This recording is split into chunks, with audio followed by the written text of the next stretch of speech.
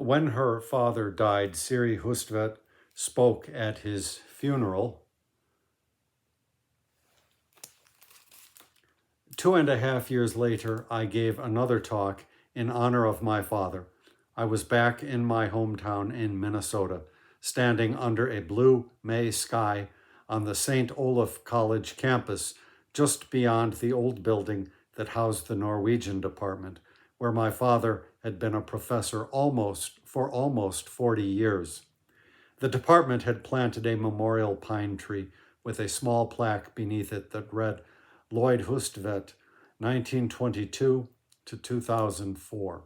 While I'd been writing this second text, I'd had a strong sensation of hearing my father's voice. He wrote excellent and often very funny speeches, and as I composed, I imagined that I had caught some of his humor in my sentences. I even used the phrase, "Were my father here today," he might have said. Confident and armed with index cards, I looked out at the 50 or so friends and colleagues of my father's who had gathered around the memorial Norway spruce, launched into my first sentence, and began to shudder violently from the neck down. My arms flapped, my knees knocked. I shook as if I were having a seizure. Weirdly, my voice wasn't affected.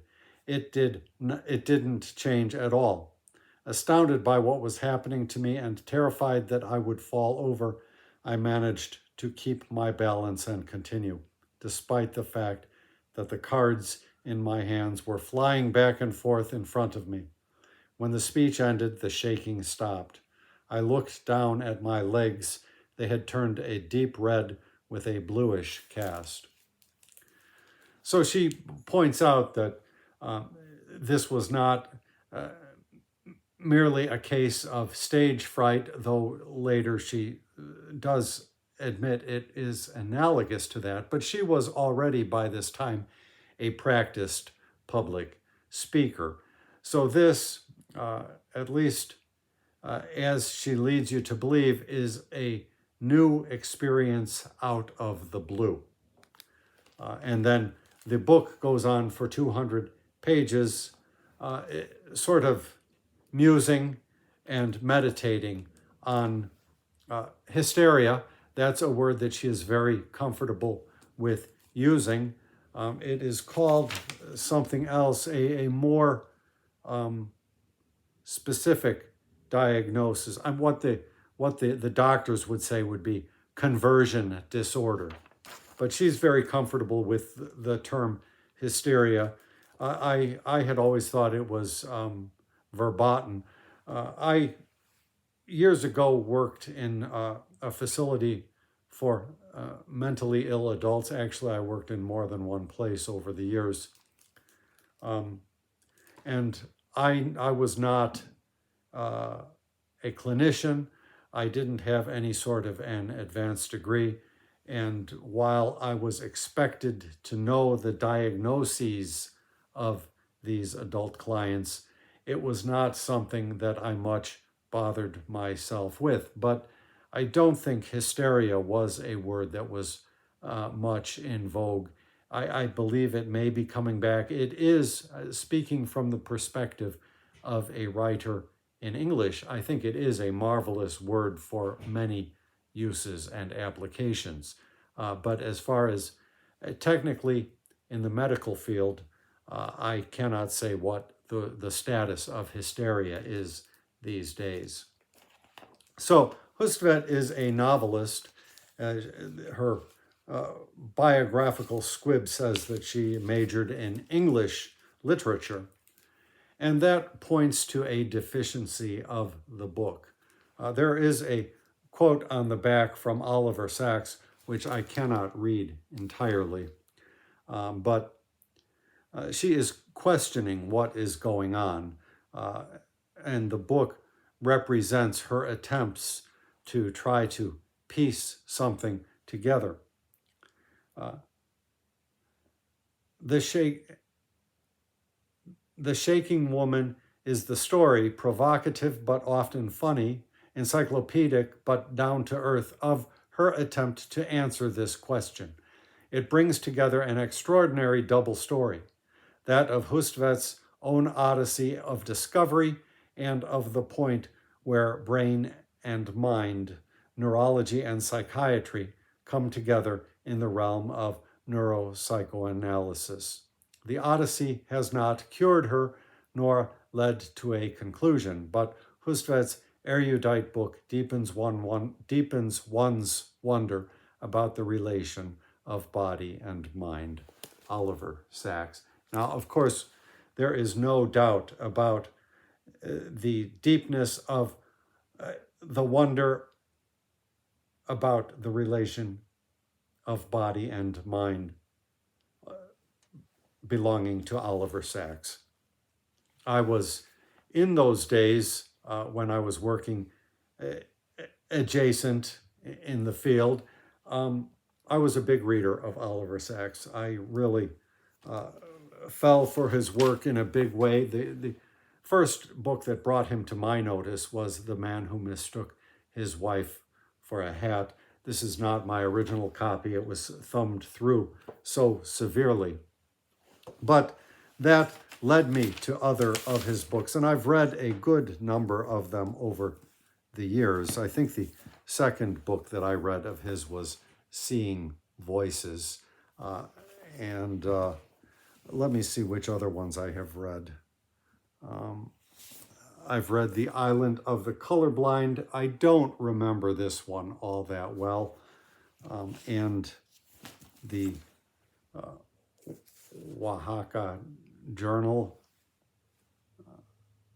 Gosh, I should have taken that price off. You can hardly see it. Is that right?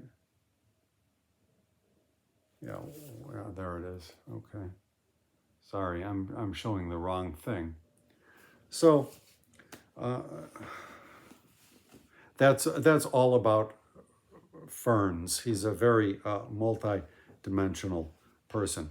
I suspected from the beginning that Hustvedt was inspired by the writings of Oliver Sacks, though she made no mention of him until about 70% of the way through. At least that's what I think it was. I was not using this edition. I was mostly reading it in an ebook. And for some reason, the ebook told me that I still had 20% left or something, and then it was only 5 pages. So it got me confused. I wish I had realized how close I was to the end, because then I would have included it in my recent reads video that I just did the other day. It would have been a 4-book video. But ultimately, Hustvedt's work suffers from the lack of a scientific approach. It becomes just a smattering of random thoughts, and you have the sense of an author who did not bother to revise anything. So you begin with that anecdote which I told you, which is very riveting. And some of the earliest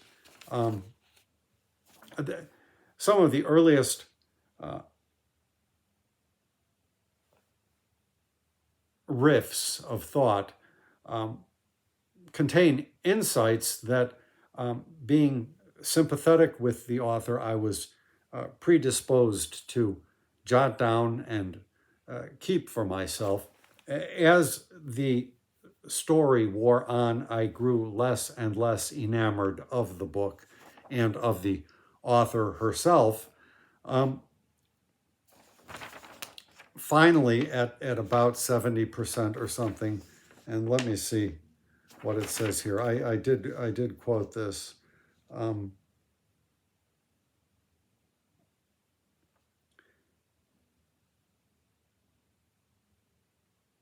Sorry. She goes, she spends, as I say, 70% of the book ruminating about hysteria, leading you to believe that the symptoms which increase after that incident may be hysterical in nature. And then she says, she throws upon you, I had febrile convulsions as an infant. On the day of my christening, my fever rose to 106, and I went into convulsions that terrified my mother. I can't remember when I first heard my mother tell the story. Why haven't I written about it here? I missed it. I repressed it. So she was all the way into her manuscript, and she all of a sudden remembered when the doctor told her it's not hysteria. She all of a sudden remembered, oh, she already knew that. So instead of going back to the material and reshaping it, which would probably have entailed ejecting a lot of it, she just continued on. For me, this was a betrayal of the reader akin to what you might find in a mystery novel. If you're reading the detective novel and all of a sudden 70% of the way in, the author writes, oh, by the way, John Smith was seen with a loaded revolver approaching the scene where the body was found on the first day. I just forgot to mention that. You would be a little bit miffed about it. And so that was sort of how I felt. There were some interesting insights. So I loved this paragraph. The problem is that the phrase organic brain disease doesn't mean much. There are no lesions or holes in the brain tissue of schizophrenics or manic depressives, no virus eating away at their cortices. There are changes in brain activity that can be detected by the new technology of brain scans, but then there are brain changes when we are sad or happy or lustful too. All of these human states are physical. And what is a disease exactly? Let me just read you a couple of these. Pierre Janet, I'm guessing that's how you would say his name, spelled Janet. Pierre Janet, a philosopher and neurologist, maintained, that hysteria could begin with a shock, a carriage accident, for example, and that the person need not have been physically hurt in the crash. It was enough, Janet argued, for him to have the idea that the wheel passed over his leg, for the limb to become paralyzed. Janet was the first to use the word dissociation in relation to hysteria. He defined it as a division among systems of ideas and functions that constitute the personality. Hysteria, then, is a systematic divide that allows a renegade part of the self to wander off unguided. So, Hustvedt posits that the part of her from the neck down having the seizure is a splinter of herself. And so the book, as it goes on, morphs into a sort of philosophical inquiry into what is the self. Passing mention is made that Buddhism does not believe that the self exists, or something like that. But she is very wholehearted in her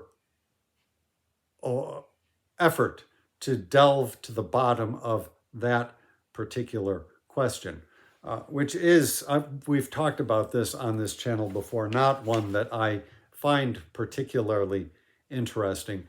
I believe that artists and writers, rather than trying to self-identify, they, if anything, are moving away from self-identification. And even, say, in the animal sphere, I look at my two cats, and I don't wonder, why is the orange cat different to the gray cat? What makes him different? What is it about his his innate substance that causes him to be the orange cat and not the gray cat. The orange cat with his personality proclivities, as opposed to the gray cat who has a different set of personality proclivities. Ever since having read Endangered Life, I see life as a force that moves through us, through each of us individually, and its various permutations are not something that we can get to the bottom of, at least not easily by facile rumination. So when she moved into that sphere, my sympathy with Hustvedt evaporated. Towards the end, there are whole pages where she lists all of the famous people that have had a diagnosis pinned to their name. I'm talking dead ones like Dostoevsky, who was epileptic, and apparently Flaubert may have been or had something. And a lot of conjecture has been done about a lot of different writers. The idea of poetic inspiration is brought to bear. James Merrill with his Ouija board, that kind of thing. And all of it, I've talked about poetic inspiration here. It's a fact that I mark down on my road of life, but it's not ultimately something all too interesting in and of itself. And so trying to read about somebody's speculations in that vein really did not appeal to me. Genet inspired the surrealist French poets to try automatic writing to unleash the creativity of the unconscious. The 19th century medium Helene Smith practiced automatic writing in a trance state and claimed that the texts that resulted were communications from Martians. The practice has been tainted by its association with hypnosis, poetry, and the occult, and no doubt by time itself. We suffer from the hubris of the present with our misguided notion of perpetual progress. We believe that we are always moving forward and getting better and smarter. Well, I don't think there's many people that believe that anymore, but the association with poetry, of course, anything that is associated with poetry is disreputable automatically. But I don't think that this practice of automatic writing as such is quite the same thing as literary inspiration. Regardless, there have, back in the, I don't know if it was the 70s or 60s or 50s, there were all these experiments. I think a famous novel with the title A that was written. And I think I read somewhere once that Picasso tried experimenting with automatic writing. I don't think there is much fruitful result to come from that sort of thing. I understand people wanting to try that out, but that for me at least was always a very different thing to poetic inspiration. Now, the phrase automatic writing, though, does remind me a little bit of this book itself. It feels like a stream of consciousness prose essay. So you do feel a little bit like you're reading The Lighthouse by Virginia Woolf. I'm not a particular fan of that style. And when it comes to Woolf, I like her essays a lot better than her fiction. It's only about 200 pages long, so it's not that hard. But I would prefer to delve into Oliver Sacks himself. Now, this book, she makes a lot of mention of A.R. Luria, and anybody who has read Oliver Sacks will come across Luria quite a bit. I don't know if he was just a psychological mentor or if they actually had personal contact. I really can't remember, but Sacks was very much influenced by Luria's works, And of course, in my Oliver Sacks phase, I rushed out and got this and read it. And it is a book that will stay with you forever once you have read it. It is about a soldier in the First World War who did indeed suffer a brain wound and then spent the remainder of his life trying to pull himself back together. And he achieved a degree of success, and his story is recounted here. It is heartbreaking, as all instances of brain injury are. We have a cat with a brain injury. Back in the day when I was working up in Evanston, a guy approached me one day. I had been riding my bike, and he said, "Listen, son, I used to be like you, riding my bike, and then I got in an accident and suffered brain damage, and I lost my job. I had a great job. I loved my job. I had a family, kids, a wife, and I lost all of that because of the brain damage, because I wasn't wearing a helmet." And he urged me to buy a helmet, and the next day I went out and bought a helmet.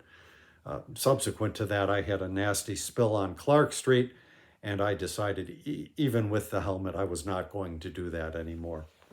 Now I realize I could have, instead of whizzing down Clark Street at top speed, I could have found some alternate routes and just taken a more leisurely pace and still continued the bike ride. But I was not a leisurely pace kind of guy when I was a younger man.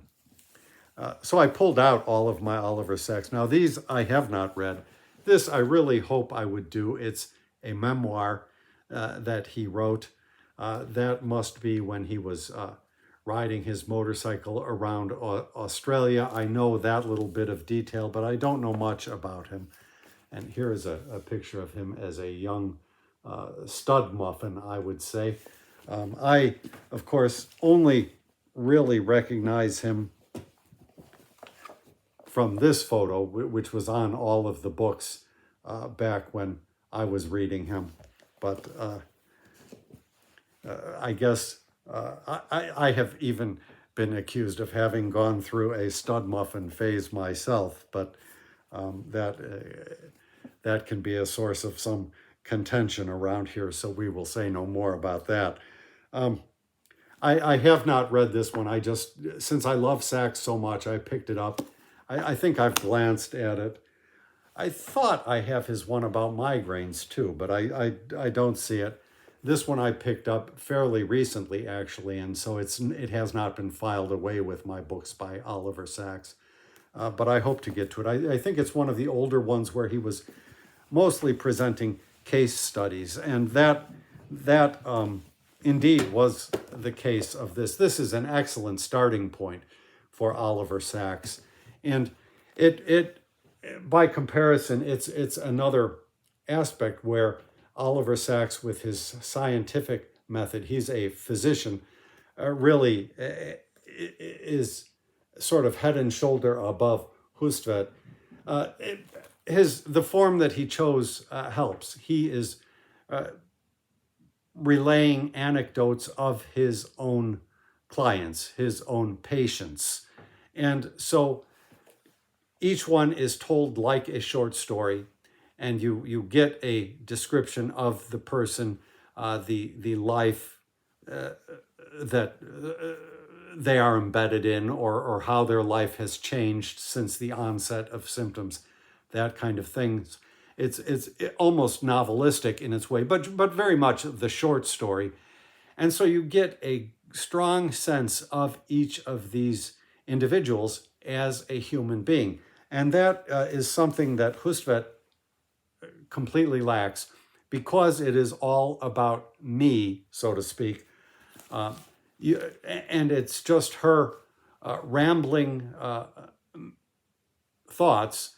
You don't get any sense of an individual person. If she had gone back and revised it a little bit, maybe separated the book into chapters, I could get behind it a little bit more. As I say, it is not without its interest, but anytime I read a book like this that has no chapters, I don't care for it. I like to have stopping places.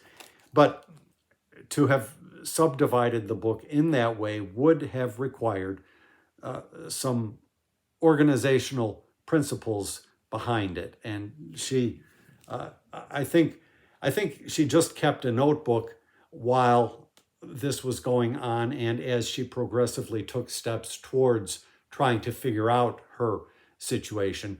And then when it came time to try to come up with a book, she just shuffled them together and did very minimal tailoring. I mean, Oliver Sacks in his blurb says the erudite books. The Odyssey has not cured her nor led to a conclusion. There is absolutely no conclusion. It absolutely stops, except with the line, "Oh, I am the woman that had that seizure," on page 2 of the book, which was not helpful. I don't think I've read this one in the mind's eye. It's just I saw it cheaply. And then there's Uncle Tungsten, which is a really wonderful memoir of his growing up and falling in love with science. And I would say, I should add, wherever, I think I found it at half price again, but a marvelous large print version. I just wish all of my books could be like that. I suppose on an e-reader you can do that. But I should say that there is an interesting anecdote to this. Oliver Sacks thought a lot about memory. And this, I think it must come from the New York Review of Books. Ah, yes, indeed, it says so on the bottom. And I would advise, if you read his book, after you have read the book, possibly to try to look up this article. Or you would think by now that this article would be included as an appendix to Uncle Tungsten. I don't know, but it recounts an instance of his having misremembered something. And Hustvedt talks about the same sort of process. Strides have been made in my lifetime about how memory functions. So each time we remember something, we sort of recreate it, and memory is not as reliable as we automatically tend to think it is. Now, Sacks, when he writes about memory, gives you good, solid concepts that you can work with. Hustvedt is just sort of more of a mishmash. She is a novelist by trade, and her degree was in English literature. So the lack of a science background is telling, even though she has read a lot of science. She has obviously read The Man Who Mistook His Wife for a Hat. I think that's the one that recounts the story of the guy with Tourette's, and she probably has read his book about migraines because she suffers from those herself. Now I'm not finding the book, but anyway, let's see if there's anything more here that I want to share with you from her book. This was interesting. Emotional memories also appear to be processed and stored differently in the brain from more pedestrian memories, which may explain the phenomenon of traumatic flashbacks. A neurobiological study conducted in 1996 on people who experienced flashbacks concluded that these memories are organized on a perceptual and affective level, affective level, with limited semantic representation and tend to intrude as emotional or sensory fragments related to the original event, with stability over time. This is an elaborate way of saying that what returns in a flashback is remembered not through language, but through emotion and sensation. After a car accident, I had flashbacks 4 nights in a row. Each time I was asleep and each time I woke sitting up in bed, terrified, my heart racing, after reliving the moment of the crash. The speeding van, the deafening noise of glass and metal exploding around me. For 4 nights in a row, I relived the shock of that van as it slammed into the passenger side of the car where I was sitting. These were not like any memories I have ever had. I had not sought them, and they had not been triggered by some external stimulus, a smell or taste or sight or sound. They just came, and when they came, they were not in the past, but in the present. The thing that had happened again. It's not as though her book is without insight, so don't let me come off like I am just slamming her book left and right. And this is a case where the first person perspective is indeed helpful. I think we can relate to some of that for the most part. Now, sometimes she does say something that I think is less hard to relate to. And where is it?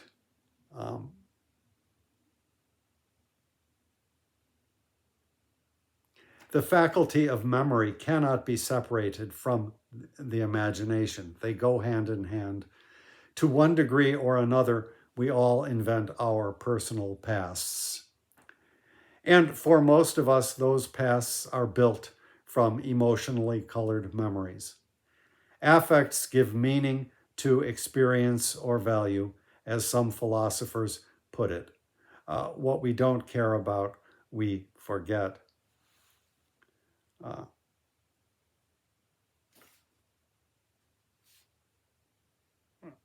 And that was not the one I was looking for.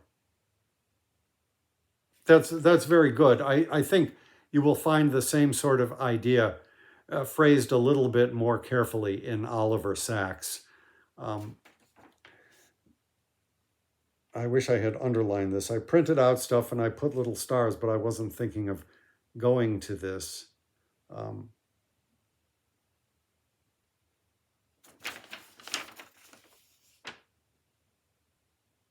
Oh, yeah, here it was. At one time or another, all of us go to pieces, and it isn't necessarily a bad thing. That state of disunity may allow a flexible and open creativity. That is part of being healthy. I mean, overall, I think I like the sentiment. I like what she's going for there. But I don't think at one time or another, all of us go to pieces.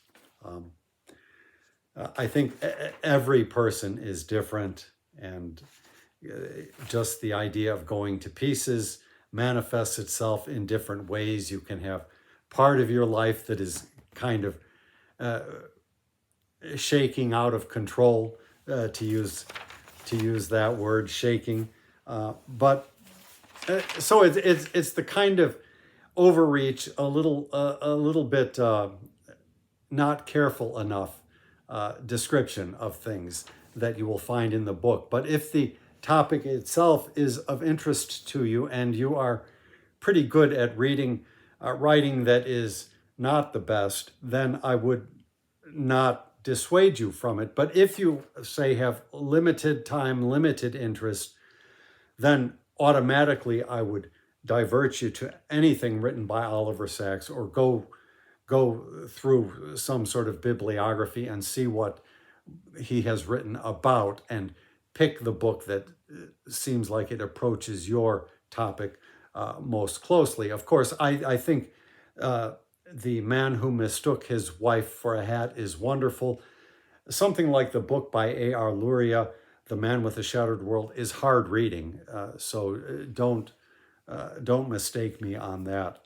I love the view of science here. It is, as I say, a memoir of his early years, and so I am hoping that this one takes it up. And I think I will try to get to this one this year. Now, he also, at the close of his life, has a short book. I think it's titled Gratitude, and I've read it, where he talks about his impending death. A very good book, very good thoughts. I don't know if we have it or not. if it is here, it is with my partner's books. It could be the similar book by Christopher Hitchens. He also put together a book after his diagnosis, his terminal diagnosis was clear, of essays ruminating upon his impending demise. And I consider it the best thing he ever wrote. I wish I had both of those books together side by side on the shelf where they could be handy when I need them. But that is a project for another day to try to get those. Have I not shown you anything? Well, tied in with Hustvedt's quest to pinpoint her self-identity, she is also striving to find a meaning to all of this that she has been experiencing. And I think that both of these things, trying to pigeonhole yourself into an identity, and this idea of trying to put everything that happens in your life into a little memory cubicle, is there may be some interest there, but ultimately, at least in my case, I have not found it to be particularly useful. As I say, with animals live and they experience, they suffer, they feel joy, and all of that without trying to put a label on it. And as I think I said in a video not long ago, that to my mind, the artist, if anything, along those lines of that T.S. Eliot thing about personality, Eliot said that poetry for him is an escape from personality. And I think that's entirely true. That would not be my framing of it. But I think that the artist is looking for an escape from self-identity and an escape from this rigorous demand to put meaning to everything, to affix a meaning to everything. I mean, I'm just speaking off the cuff here, but Hustvedt's early influences are very Freudian, and she does refer to this book quite a bit. I remember reading it when I was young. I read Freud, I read Carl Jung, and I think I left them largely behind. I wonder if I should try this again. I mean, I've read it a couple times, but I was very young. I think that probably I don't need to. And I've read a couple of other things by Freud. But I think what took me away from Freud was The Assault on Truth by Jeffrey, I don't know how you say his last name, Masson. And it's a very interesting story. A funny thing was, this came up in a video that Priscilla of the Evening Reader, I think, talked about, and she mentioned this. He had been sued, or he sued somebody for libeling him and lost the case. And I thought I thanked her. I said, "Wow, I didn't know any of that. I was very moved by his book, The Assault on Truth." And so just now, picking out the book, I got the preface to, it must be the preface.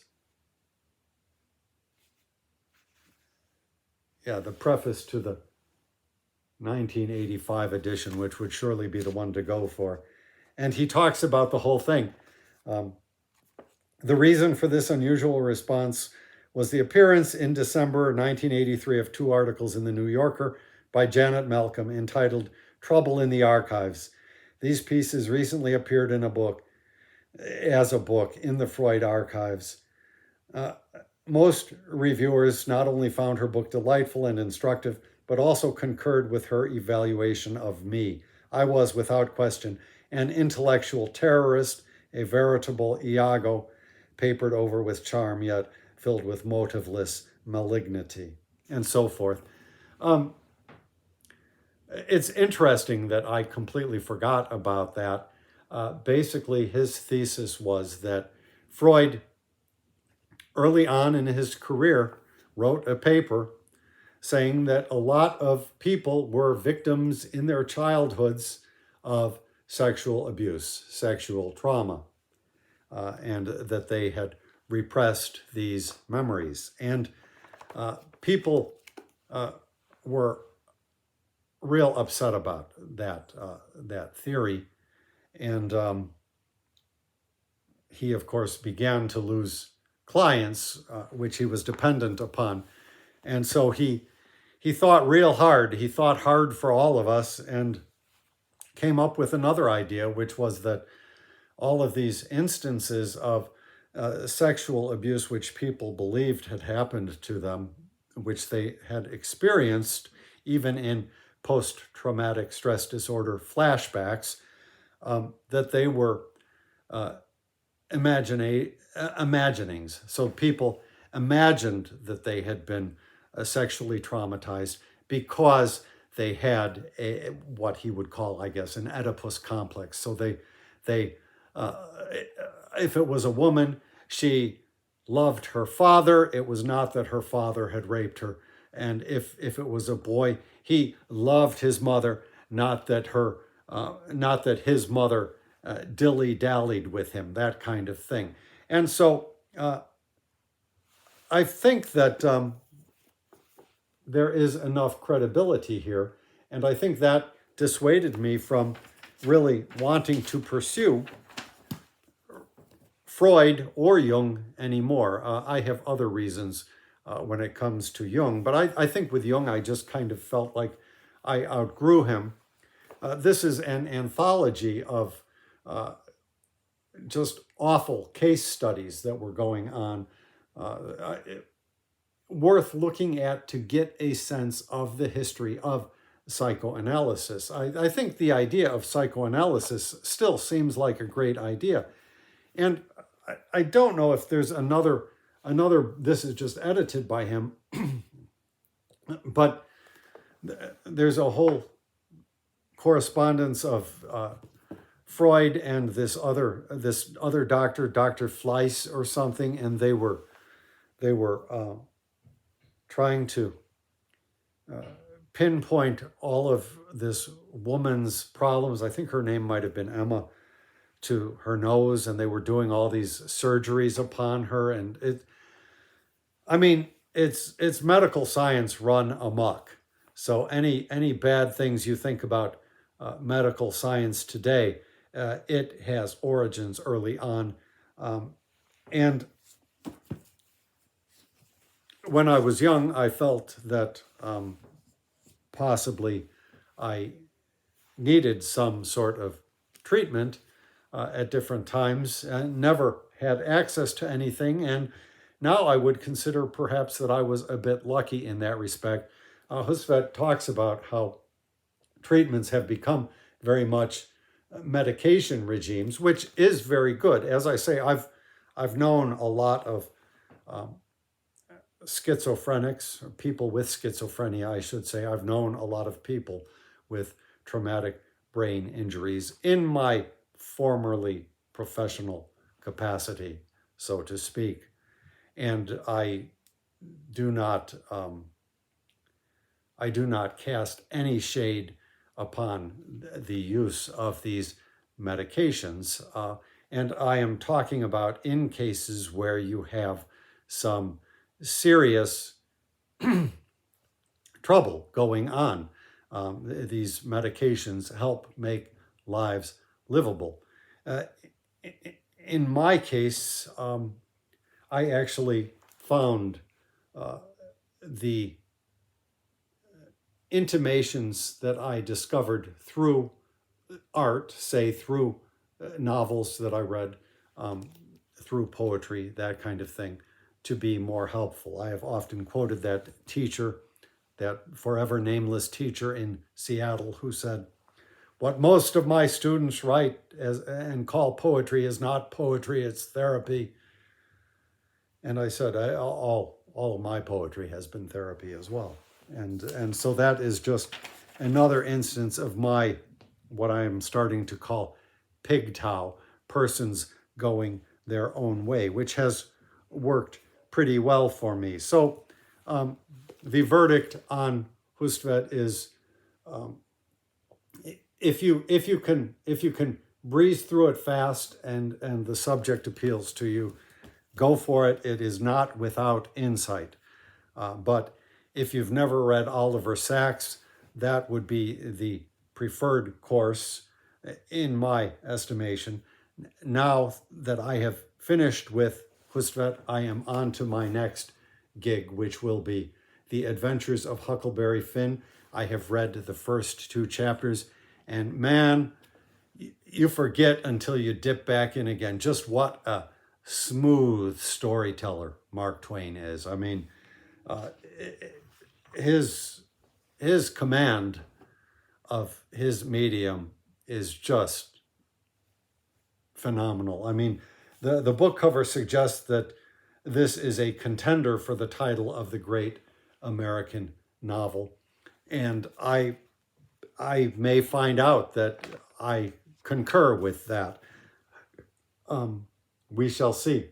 It's long been on my to-do list, and I'm looking forward to this. My goal is to read this in the next week or so, and then follow it up with Was Huck Black by Shelley Fisher Fishkin, I think.